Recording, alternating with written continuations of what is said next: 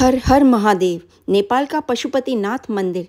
पशुपतिनाथ मंदिर जी के दर्शन करे बिना केदारनाथ जी की यात्रा क्यों अधूरी है, ये भी बताऊंगी। पशुपतिनाथ मंदिर के रहस्य, सच्चाई और पूरी कहानी भी सुनाऊंगी। हिंदू ग्रंथों के अनुसार भगवान पशुपतिनाथ जी के दर्शन और पूजा सुबह सुबह 4 बजे या सूर्यास्त होने के एकदम बाद यानी कि शाम को 6 से 7 बजे के बीच कर लेने चाहिए। तो चलिए चलते हैं दर्शन करने। दोबारा आएंगे, यही मानते हैं कि महादेव उनकी हर इच्छा पूरी करेंगे। महादेव का आशीर्वाद सभी भक्तों पर बना रहे और भक्तों की ये आस्था कभी कम ना हो। हर हर महादेव, हर हर महादेव। कैसे हुए दर्शन? खुश हैं? आपको बार बार भी बुला लेते हैं। किस लिए आए हैं? पशुपतिनाथ जी के दर्शन करने आए हैं। हर हर महादेव। तो यहीं तक मैं आपको दर्शन करा सकती हूँ क्योंकि इसके आगे कैमरा ले जाने की परमिशन नहीं है। तंत्र मंत्र की विद्या वाला मंदिर है पशुपतिनाथ मंदिर। ये मंदिर नेपाल के काठमांडू में है। इस भूमि पर इतनी बलि दी गई है कि अगर साल के कुछ खास मौकों पर आए तो बलि की वजह से आपको काठमांडू की सड़कें लाल रंग में रंगीन नजर आएंगी। आप में से कईयों ने कुछ तांत्रिक तस्वीरें देखी होंगी जहां पर तंत्र मंत्र करने वाले अपना सिर काट कर उसे हाथ में लेकर चलते हैं। ये तस्वीरें आपको यही बताने की कोशिश करती हैं कि तंत्र मंत्र का अभ्यास करने वाला जीवन दे भी सकता है और जीवन ले भी सकता है। पशुपतिनाथ का अर्थ है जीवन का देवता। एक कथा के अनुसार पशुपतिनाथ मंदिर का संबंध केदारनाथ मंदिर से है। इसके अनुसार स्वर्ग प्रयाग के समय भगवान शिव ने पांडवों को भैंसे के रूप में दर्शन दिए थे और फिर धरती में समा गए। लेकिन उनके पूरी तरह धरती में समाने से पहले ही भीम ने उनकी पूंछ पकड़ ली। जिस स्थान पर भीम ने यह काम किया, इसी जगह पर भगवान का स्वरूप स्थापित किया गया। यही बाद में केदारनाथ धाम कहलाया। वहीं इस भैंसे का मुख धरती से जहां बाहर आया उसे पशुपतिनाथ कहा गया। इसीलिए केदारनाथ ज्योतिर्लिंग को पशुपतिनाथ के बगैर अधूरा माना जाता है। पशुपतिनाथ दरअसल 4 चेहरों वाला लिंग है। यह लिंग वेद लिखे जाने से पहले ही स्थापित हो गया था और इससे कई पौराणिक कहानियां जुड़ी हुई हैं।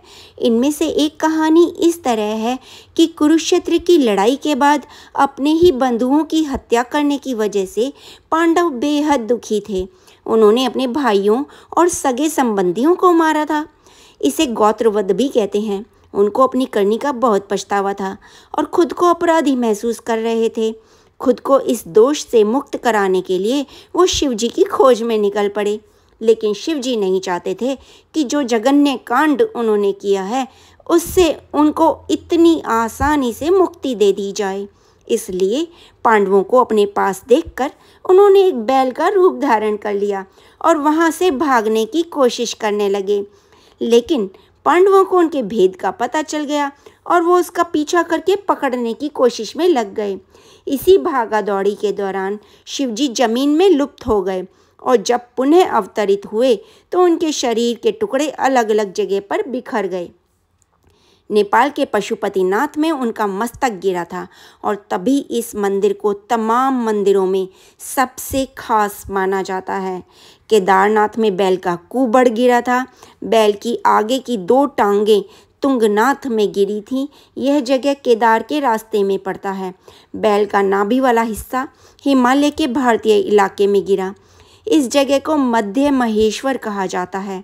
यह एक बहुत ही शक्तिशाली मणिपूरक लिंग है। बैल के सींग जहाँ गिरे उस जगह को कल्पनाथ कहते हैं।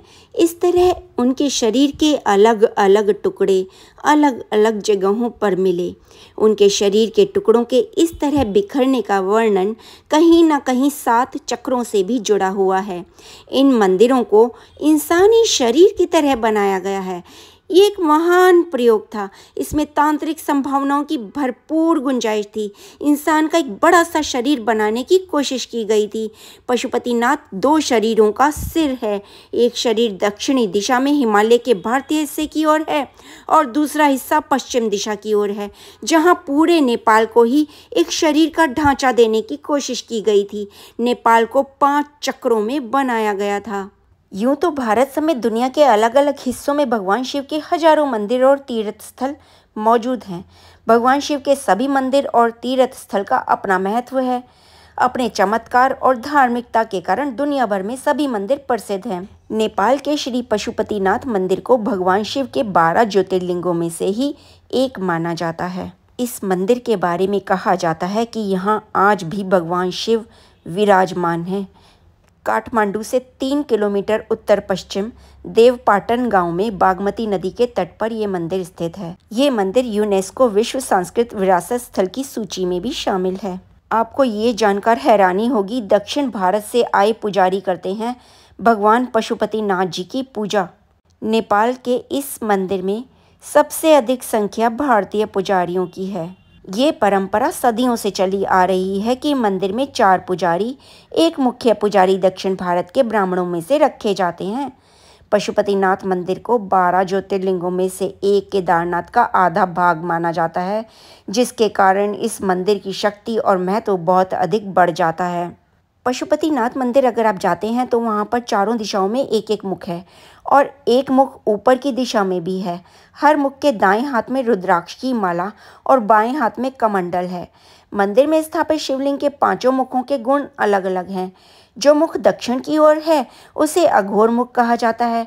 पश्चिम की ओर मुख को सद्योजात, पूर्व और उत्तर की ओर के मुख को तत्व पुरुष और अर्धनारीश्वर कहा जाता है। जो ऊपर की ओर है उसे ईशान मुख कहा जाता है। यह निराकार मुख है।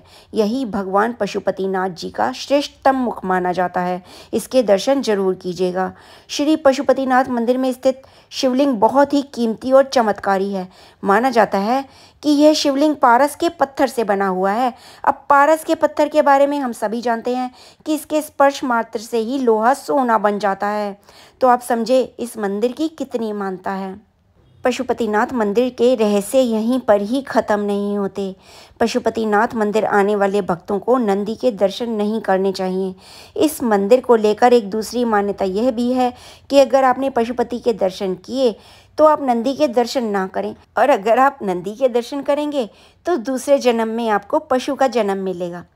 और सबसे बड़ी बात बताऊं, जैसे ही आप मंदिर में एंटर होते हैं ना, इतनी बड़ी नंदी माता की मूर्ति बनी हुई है गोल्डन कलर की। बिल्कुल ऐसा लगता है जैसे सोने की ही बनी हुई है। हो सकता है उस पर सोने का पानी हो, लेकिन बहुत विशालकाय नंदी माँ की मूर्ति है और सबसे पहले वही दिखती है।